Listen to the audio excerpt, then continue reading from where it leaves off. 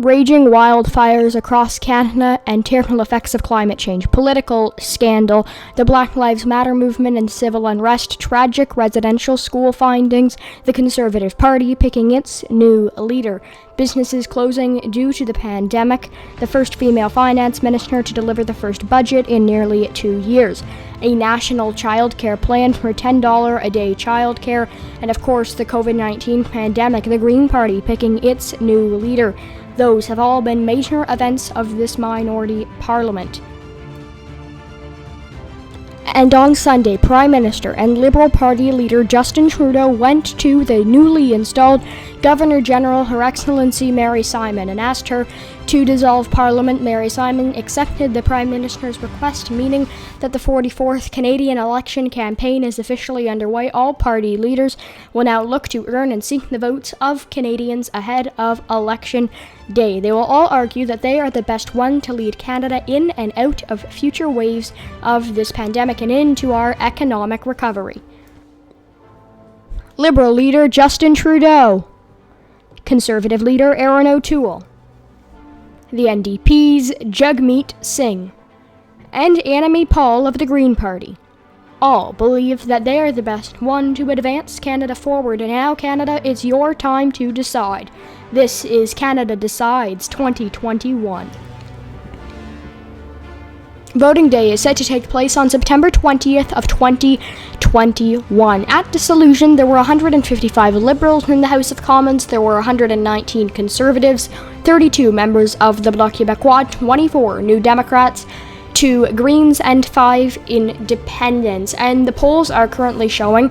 The CBC poll tracker as of August 20th shows the Liberals at 163, that is 7 less than the majority threshold, but still 10 more than they currently hold. Erin O'Toole and his Conservative Party would win 107, that's 12 less than they hold. Jagmeet Singh and the New Democrats would win 38, 14 more, that would be a good result for them. The Bloc and Yves François Blanchet would win 29, 3 less than they hold, and Annamie Paul and the Greens would win just 1, considering itself lucky if they can hang on to Elizabeth May's seat on Vancouver Island, 1 less than they currently hold. And now one interesting race will be in the riding of Beauport-Limoilou. It will be perhaps one of the only three-way races between the Liberals, the Conservatives, and the Bloc. Incumbent MP Julie Vignola will look to win again, but the Liberals and Conservatives have a sizable lead ahead of her. Now, what kind of an impact will Justin Trudeau calling a snap election in the midst of a fourth wave of this pandemic have on him?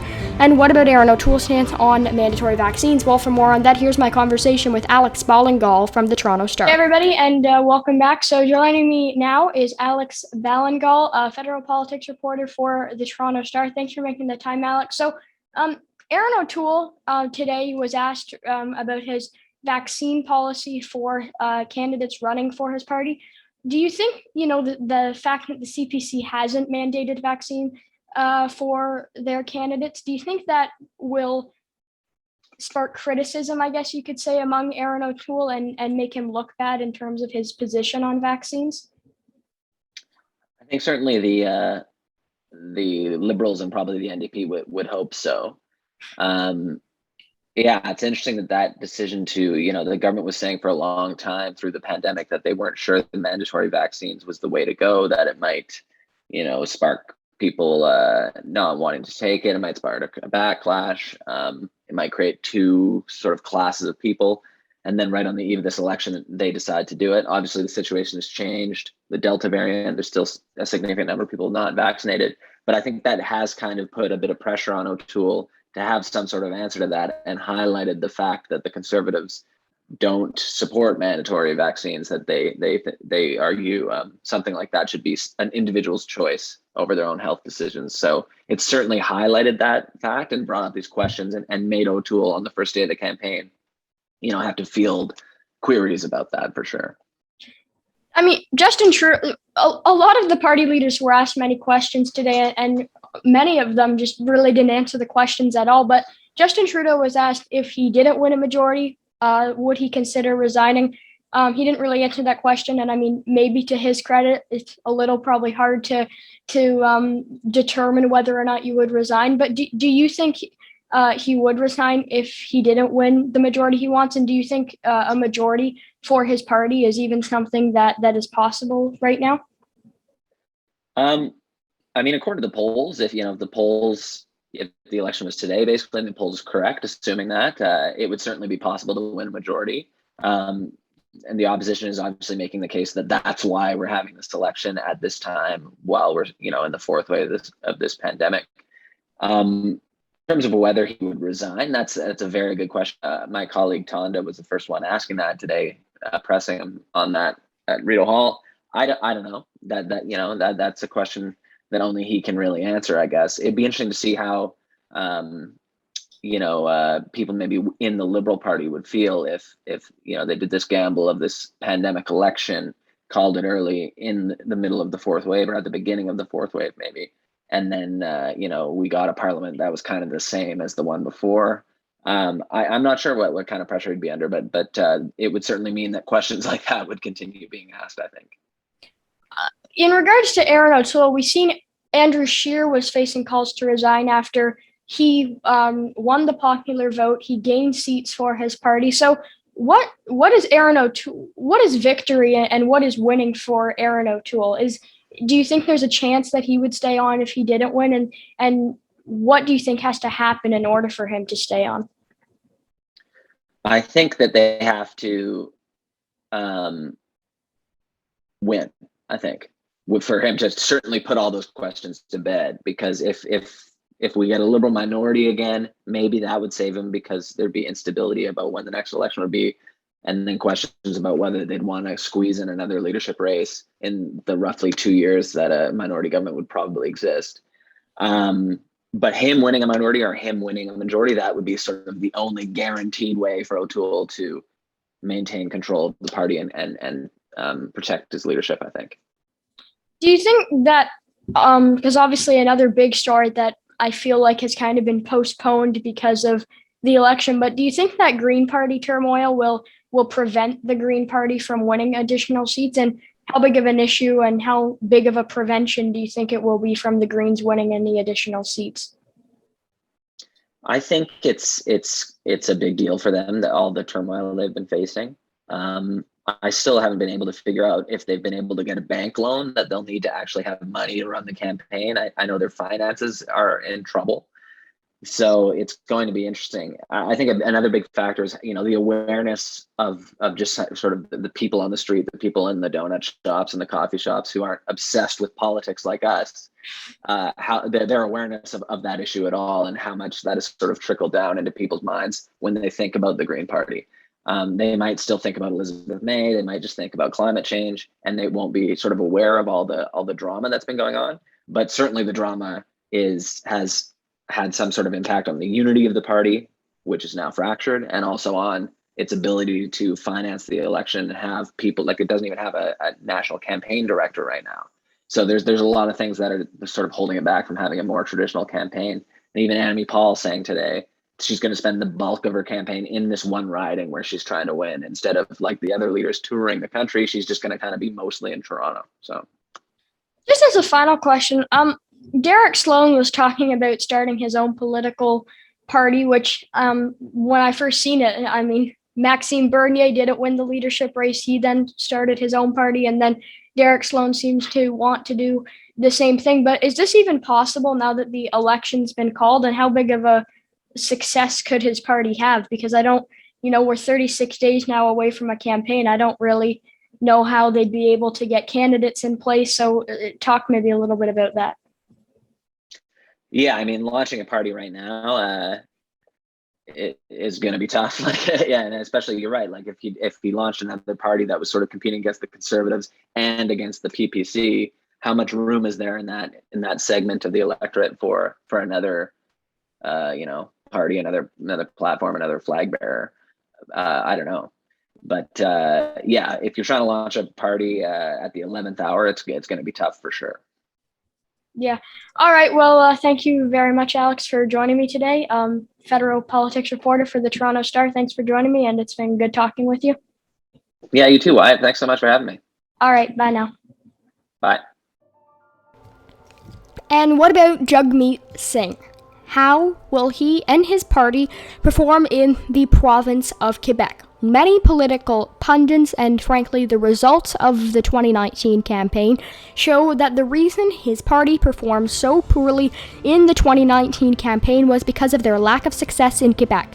So how can they grow on their success? Well, in the 2019 campaign, they won just one seat in Quebec. It was Rosemont Le Petit Patrie, and it was held by by their deputy leader, Alexandre Ballingal. Now, Alexandre Ballingal is on track to win this seat again. In the last election, he won 42.3% of the vote. It was 18% more than his Liberal opponent. Now, what about Annamie Paul? To say nothing about her and her party, well, simply you just can't do that. Her and her party have been facing some internal conflict. They've lost an MP recently. So how can her party still perform successfully? Well, that is a question that Annamie Paul is asking herself right now, and as I previously mentioned, she and her party is on track to win just one seat in the House of Commons. That's why she's spending so much time in her home riding of Toronto Centre to try and win her very own seat. Now, obviously, when we think about a federal campaign, we think about the federal leaders. But, obviously, in order to win an election, those federal leaders need to win the majority of seats in the House of Commons and elect the majority of MPs in the House of Commons. So for more on this, here's my conversation with local Conservative candidate Philip Lawrence. All right, Phil, so we've heard from various candidates about the election that was called on Sunday. So first of all, obviously, when we look at the polls nationally, your party isn't ahead in the polls, but how confident are you feeling in terms of in your riding and locally? Thanks very much, Wyatt, and really appreciate the opportunity to be here on the Wyatt Sharp Show. So, obviously this is an unwanted and unnecessary election. However, I'm extremely confident in the leadership of Erin O'Toole, and also here in Northumberland, Peterborough South. So, looking forward to the election. It's always an honor and a privilege to go in front of the constituents here. What about? There's been lots of talk in the media.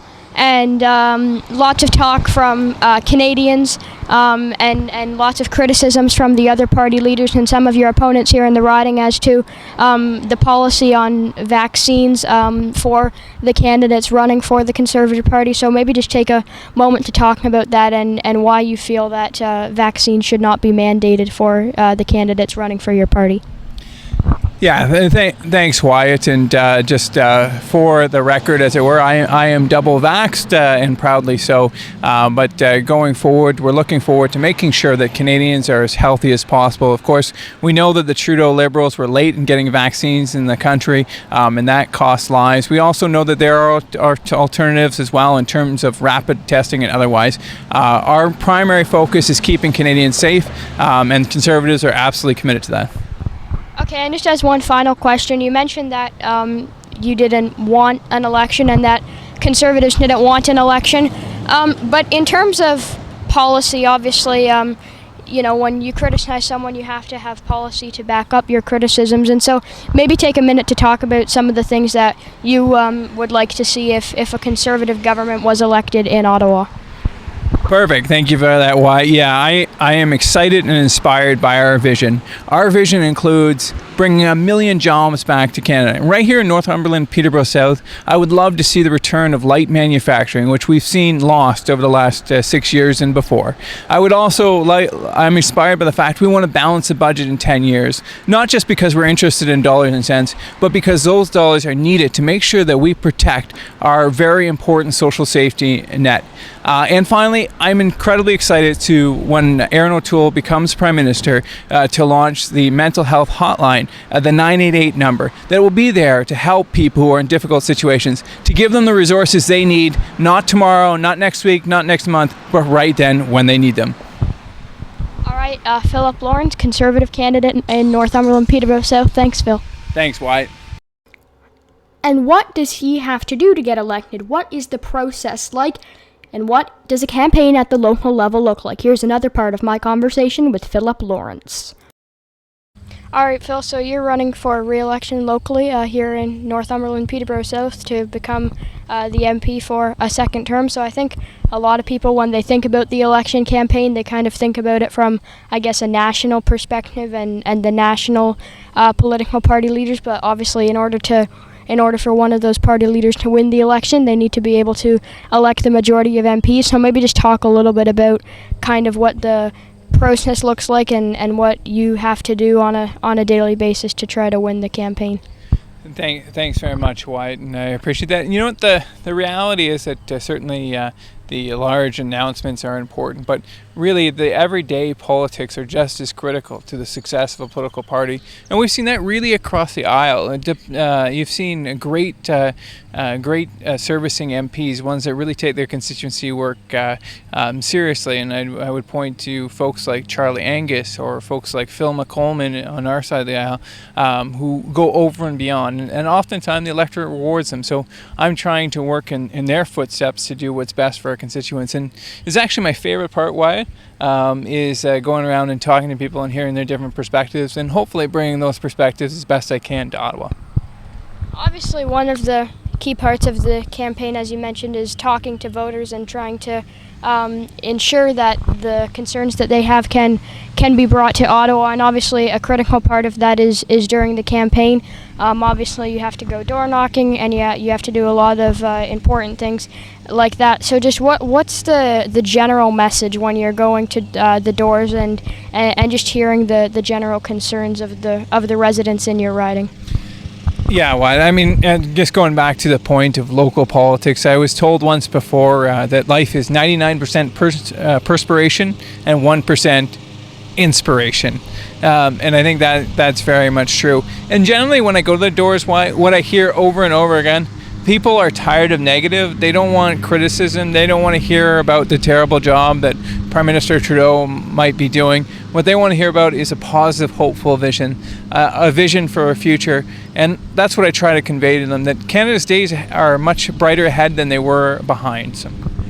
You mentioned a little bit about trying to bring a bit of positivity to the local campaign. Maybe just talk a little bit about some of the positive attributes. I know you only have 2 of your opponents nominated, but maybe talk a little bit about some of the positive attributes of them, and then maybe outline some of the things that you're excited to do as the campaign continues. I believe we're on day 34 now, but day 3 now. I wish we were day 34. Why?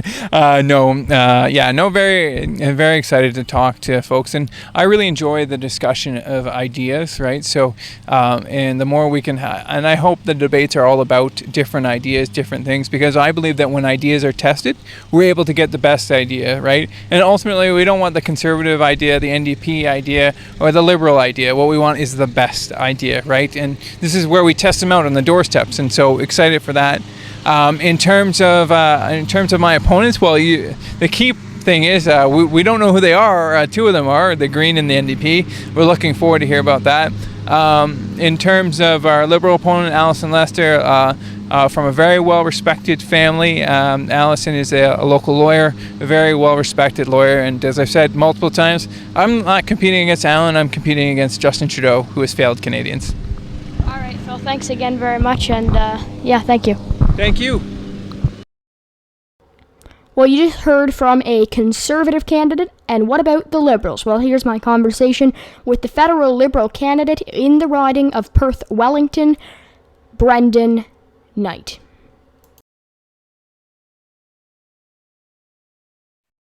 Hello, everybody, and welcome back. So joining me now is Brendan Knight, the federal Liberal candidate in the riding of Perth-Wellington. Thanks for joining me, Brendan. So I have a couple of questions. This is obviously part of my election call episode that I'm doing. So just why did you get involved in politics, and what kind of interested you and made you want to run for the nomination in Perth-Wellington? Well, first, thanks for having me. I've listened to your podcast before, and it's great to be included in the next works that you have going on for this upcoming election. I live in Stratford, and I grew up in Perth-Wellington, and so I've been involved in politics here for quite a while now. both managing campaigns and being the candidate. And so what put me on a path to be the candidate this time around is that coming out of the pandemic and having experience working at Queen's Park during that period of time, I knew the value of having a representative who is not opposing, but who has a voice within government that can bring forward much needed benefits and a voice in what is going to be a pretty challenging recovery.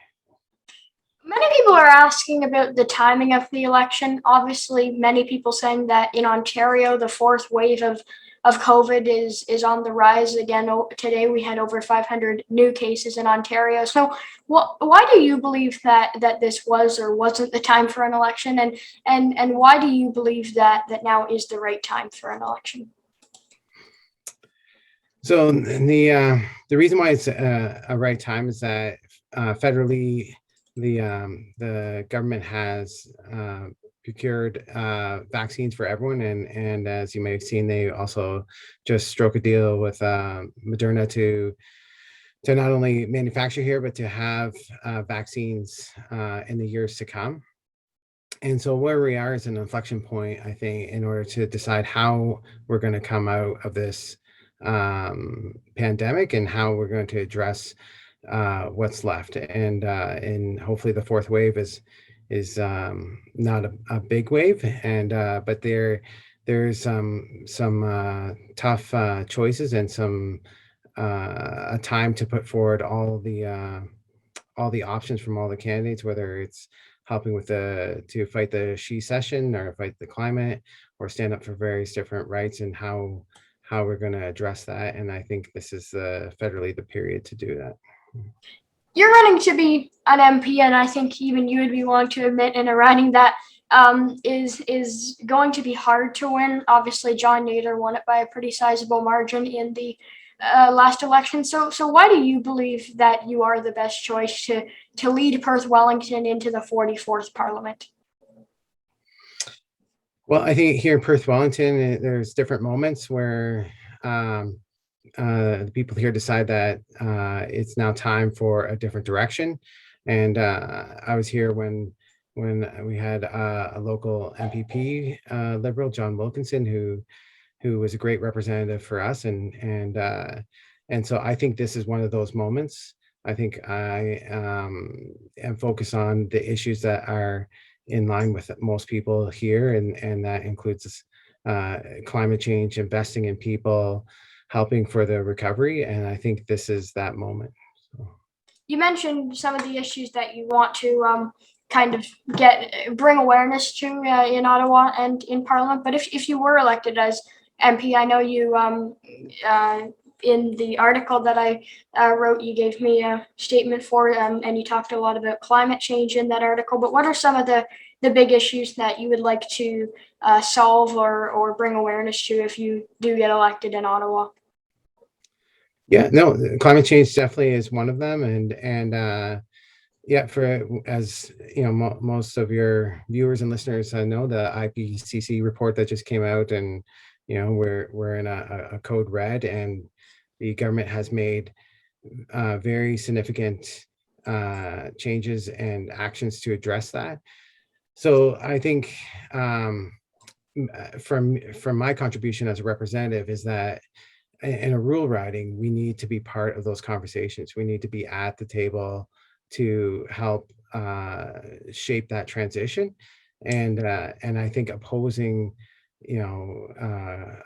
climate change measures, opposing the existence that climate change is real, I don't think that is going to help the people in Perth Wellington in the investments that are specific and to their needs here in the riding. Of course, with young kids, childcare is I can see how that is very important, and so I think having the issues of childcare in downtown Toronto opposed to downtown Stratford or downtown Mount Forest are different, and so to have that voice on how those investments are distributed within the riding to make childcare more affordable, to get us to $10 a day childcare are important. So those would be a couple. Like there's also investments needed in post-secondary. We've seen like the Ford government make massive cuts to that sector, more specifically to the ability for students to get funds in order to have access to education. And so I think there's a role there for the federal government to step up. And just as a final question, you talked about childcare, and so many people are speculating that provinces like Ontario and Alberta will be sort of like the two hardest provinces, I guess you could say, to get to sign on to the childcare agreement that the federal government came out with. And so, why would you encourage these provinces to sign on to this childcare agreement, and just why is this beneficial to people, and just outline some of the big policy parts of the childcare plan? Well, I think the pandemic highlighted why it was so important.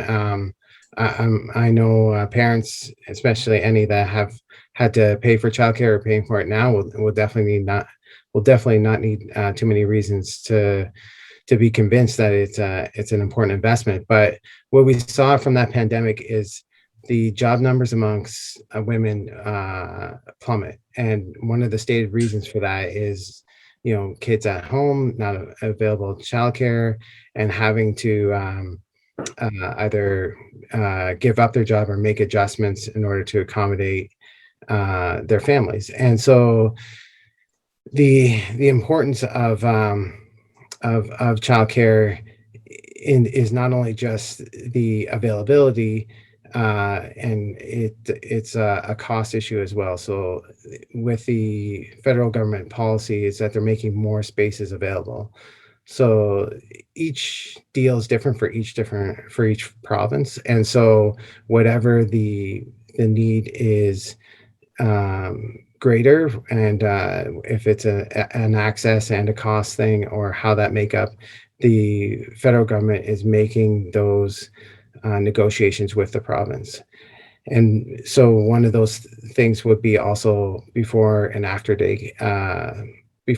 care, which is a huge problem for parents. And so having the flexibility within the program, getting to $10 a day daycare, which also includes creating more spaces, is, I think, everyone in Ontario's best interest, whether you have children or not. The more people can participate within the economy, and we can help grow and move forward out of this pandemic. All right, Brendan. Well, that was my last question, and thanks for joining me. And maybe we'll get to sit down again before the time, rather by the time this campaign's over. It's going to be a short campaign, just 36 days. But yeah, good luck, and thanks again for joining me. Thanks so much. Anytime, Wyatt. Bye Good now. luck with the interviews. Goodbye.